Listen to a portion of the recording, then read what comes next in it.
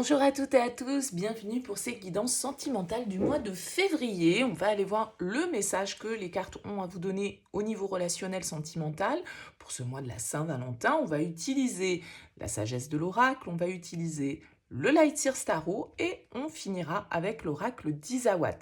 Alors bien évidemment, ces tirages restent des tirages généraux, hein. Vous ne pouvez pas tous vous y retrouver, c'est normal, donc vous ne prenez que si ça fait écho pour vous. Vous laissez de côté si ça ne vous parle pas, il n'y a pas de problème là-dessus. Allez voir signe ascendant, allez voir signe lunaire pour des messages complémentaires éventuellement.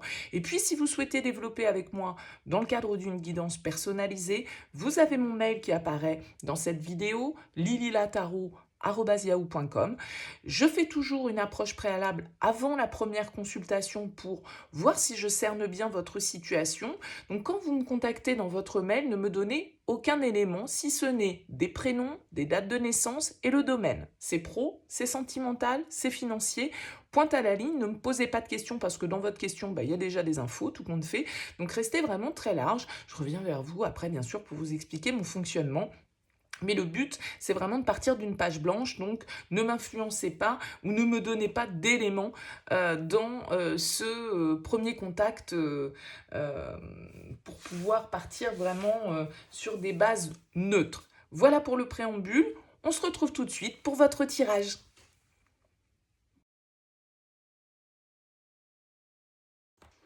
Bienvenue les Gémeaux pour votre guidance sentimentale pour ce mois de février. On va aller regarder donc avec la sagesse de l'oracle, avec le Lightseer Tarot, vos énergies à vous, les énergies, pardon, je vais y arriver, de la personne face à vous, ce que vous attendez, ce que l'autre a à vous offrir, ce qu'il va y avoir à dépasser, quels conseils et puis vers quoi s'oriente la relation sur cette fin février. Et puis on ira compléter ce tirage avec l'oracle d'Isawat. Allez, on découvre tout de suite les énergies de la sagesse de l'oracle. Vous avez la carte être équitable et vous avez la carte yin qui va nous parler ici de l'énergie féminine. C'est la carte numéro 2. Ok, il y a une idée ici peut-être les Gémeaux sur ce mois de février de devoir trouver un compromis, de devoir trouver un équilibre dans une situation sentimentale. La carte être équitable, elle va nous parler un petit peu de justice dans nos rapports avec les autres, dans nos échanges. On a peut-être besoin ici de réfléchir à une situation, de réfléchir aux différentes options éventuellement qui se présentent devant nous. Le fait de devoir chacun trouver son compte, on va dire, dans la relation, d'être juste dans la manière dont les choses se répartissent, dans ce que l'un donne et ce que l'autre reçoit, le fait d'essayer de faire en sorte d'être d'un certain côté à l'écoute et aussi d'exprimer ce qu'on a à exprimer. Peut-être d'essayer de comprendre l'autre et aussi de demander à être compris. Vous voyez, il y a cette idée un petit peu d'égalité, de devoir rester peut-être ouvert, objectif par rapport à une relation ici et peut-être un certain déséquilibre ou un certain... comment dire ça, un certain avantage en fait que chacun doit trouver dans l'histoire. Alors avec la carte Yin, c'est une carte qui va nous parler d'émotionnel, c'est la carte numéro 2, elle nous parle du principe ici féminin. De laisser aussi une relation peut-être s'exprimer au niveau des sentiments, hein. C'est vraiment l'idée de porter attention à quelqu'un, d'être dans la bienveillance, d'être à l'écoute, de laisser parler sa sensibilité. Alors, vous avez la carte pourquoi en d'autres deck de votre tirage. Alors, pourquoi vous vous posez peut-être des questions ici par rapport à une situation. Il y a certaines choses que vous ne comprenez pas. Peut-être dans la manière dont vous échangez avec l'autre, dans ce que l'autre vous donne et ce que vous attendez en fait de recevoir. On s'interroge ici avec cette carte pourquoi, parce qu'il y a sans doute une incompréhension et il va s'agir ici peut-être de trouver un compromis dans la relation ou en tout cas de s'attaquer à ce que la relation soit équitable ici. On découvre le tarot, on va aller voir tout ça. Allez, votre énergie. Ouh, bah oui. Ouais, il y a quelque chose qui vous a blessé ici, les Gémeaux, sur sur cette période, alors bien évidemment c'est peut-être sur ce mois de février, mais c'est peut-être aussi dans les énergies précédentes, le 3 d'épée, il va nous parler, vous le voyez ici sur cette carte, d'un cœur qui est déchiré, d'un cœur qui souffre, d'une certaine forme de douleur parce que il y a des mots qui nous ont blessés, parce qu'on se sent trahi par l'autre, parce qu'il y a eu une rupture, parce qu'il y a eu une trahison, parce qu'il y a eu des mensonges, parce qu'il y a eu une déception. Ça peut être bien évidemment ici, il y a quelque chose que vous trouvez peut-être injuste avec cette carte être équitable et vous ne comprenez pas pourquoi cette personne elle a réagi comme ça face à vous. En tout cas, avec cette carte du 3 d'épée, bah, évidemment, c'est pas la carte la plus fun du tarot, hein, on va pas se le cacher. Au niveau sentimental, c'est une carte qui peut nous parler d'être en souffrance, d'être en rupture, d'être dans une certaine forme de douleur ici, parce que il y a un désordre, il y a des querelles, il y a des accusations, il y a des problèmes de communication, il y a un sentiment peut-être de rejet, il y a un sentiment, comme je le disais, peut-être de trahison, des paroles qui nous donnent l'impression d'avoir perdu quelque chose, quelqu'un qui n'a pas tenu ses promesses ou qui nous oppose un refus. Bon, voilà, j'ai l'impression qu'il y a un questionnement ici et il y a quelque chose qui a fait du mal et on a le cœur gros, on a peut-être le cœur brisé et du coup, voilà, on se dit, on s'interroge ici sur l'équilibre du lien. La personne face à vous, l'as d'épée, ok. La personne face à vous, elle est dans une certaine forme de vérité avec cet as d'épée. Alors peut-être que justement, il y a eu des communications, que cet as d'épée, il est venu se planter dans ce cœur qui est là, d'accord? L'as d'épée, on va nous parler de vérité, on va nous parler de communication, de message. Alors, cet as d'épée, c'est une carte qui vient nous parler de volonté, qui vient nous parler de logique, qui vient nous parler de solutions qu'on essaye de trouver, d'essayer d'avoir l'esprit clair avec cet as d'épée où on essaye de résoudre justement un problème. Alors, avec l'as d'épée, peut-être que vous avez quelqu'un qui justement essaye d'ouvrir la communication, essaye d'avoir une autre vision sur votre relation. C'est une carte en tout cas qui peut nous parler aussi voilà, un petit peu de stratégie, peut-être que vous recevez un message de la part de cette personne ici et vous trouvez ça injuste, vous comprenez pas, ça vous blesse et vous n'arrivez pas à vous expliquer l'attitude de cette personne. Bon, qu'est-ce que vous attendez de la relation? Le 6 de bâton. Qu'il y ait, vous voyez là les spots sur cette carte, moi je trouve qu'avec le 6 de bâton ici en objectif, j'y verrais comme une forme de lumière, une compréhension, c'est-à-dire que vous cherchez peut-être ici dans le cadre de ce lien à ce qu'il y ait certaines vérités qui éclatent, à ce qu'on se dise certaines choses ici et à ce que vous puissiez retrouver une certaine forme de pouvoir. Le 6 de bâton, souvent, vous le voyez, il est sur une scène ici sous les projecteurs, il a envie de briller. Il a envie d'être reconnu. Il a envie d'être un petit peu, pas adulé, bien évidemment, j'exagère, mais enfin, il y a ce côté être vu, être reconnu, être valorisé, on va dire, dans la relation. Et là, vous pourriez avoir l'impression dans ce lien qu'il y a eu quelque chose qui vous a dévalorisé, qui vous a blessé, qui n'a pas été juste au niveau émotionnel, d'accord? Et donc, il y a une interrogation pour vous ici sur ce lien. Et avec le 6 de bâton en objectif, eh bien, je pense que vous voudriez obtenir une certaine forme de succès ici, une certaine forme de reconnaissance par rapport à ce lien. Qu'est-ce que la personne face à vous va vous apporter? Le 4 de coupe. Le 4 de coupe, ben, c'est pas forcément... C'est un peu une carte de passivité. C'est un peu une carte d'inertie.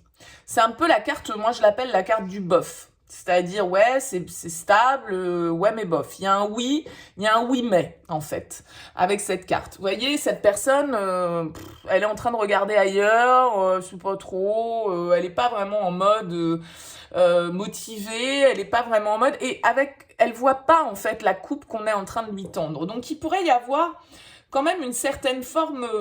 peut-être d'indifférence, entre guillemets, ou de recul de l'autre, ou de manque d'énergie à mettre dans la relation, alors que vous attendez plutôt, voilà, quelqu'un qui sorte de l'ombre, quelqu'un qui vienne dans la lumière, quelqu'un qui vienne donner des explications, qui rétablisse une certaine forme d'équilibre, qui vous donne les raisons un petit peu de son comportement, de son discours, de son message.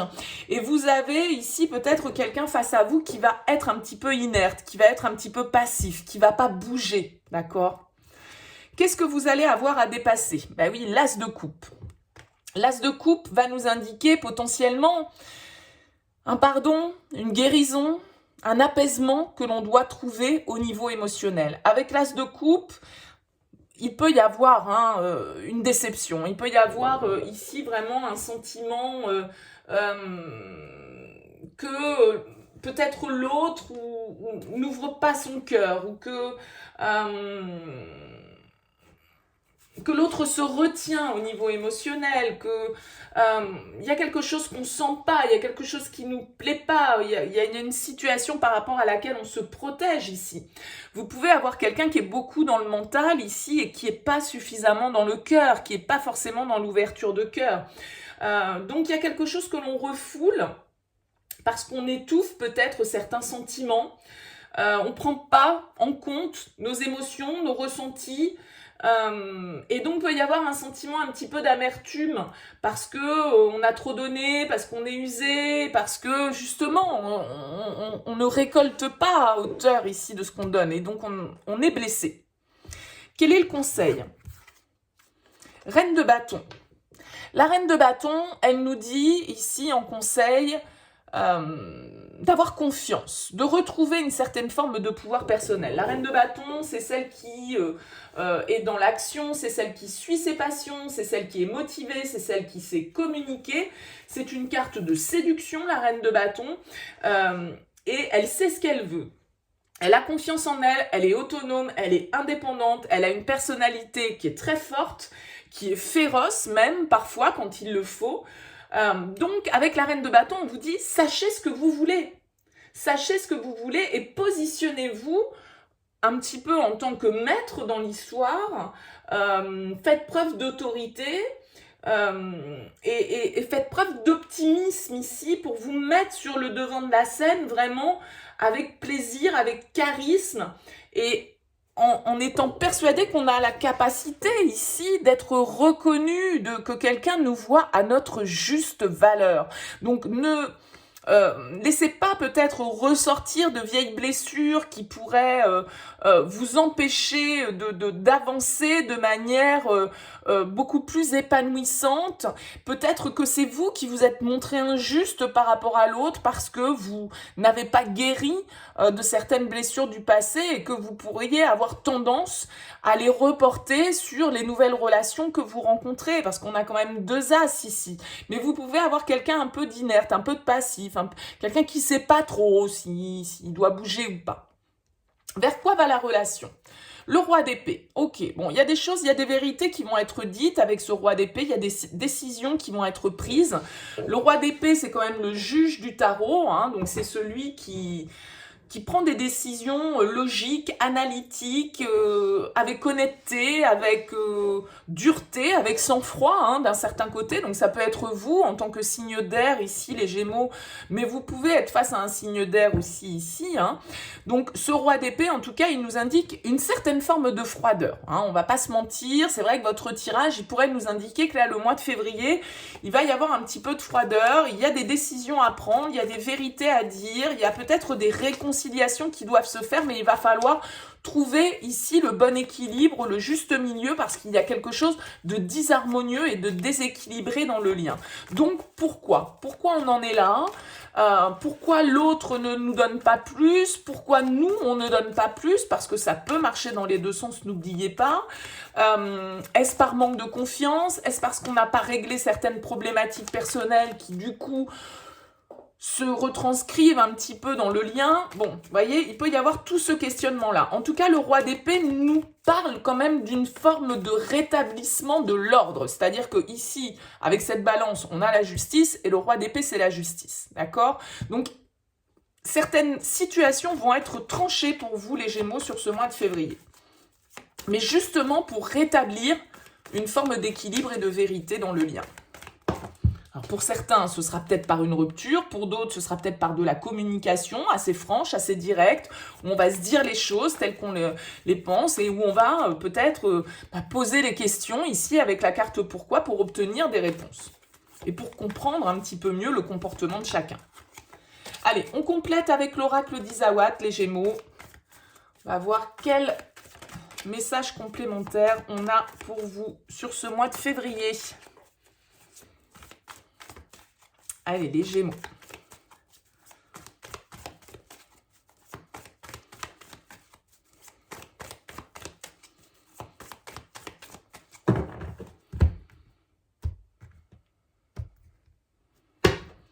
On a le temple ici en dos de deck qui va nous parler de réflexion, d'introspection, de choses qui se passent, qu'on garde un petit peu pour soi ici. Ça peut être un peu cette fraîcheur, cette froideur même qui ressort ici dans le tirage. Ouais. On a la corrida qui nous parle de conflit, qui nous parle, encore une fois, vous voyez, de blessure. Hein, il y a quelque chose qui nous fait du mal.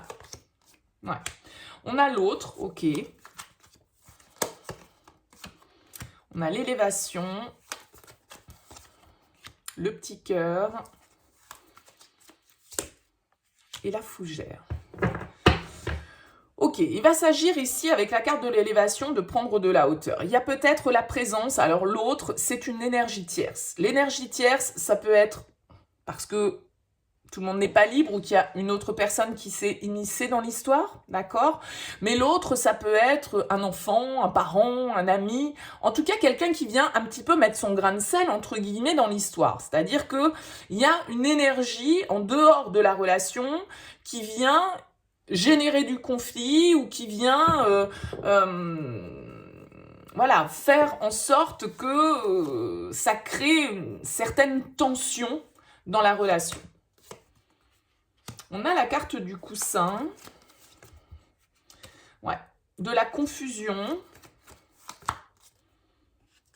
On a les bonbons, la peur et l'armure. Ok, bon.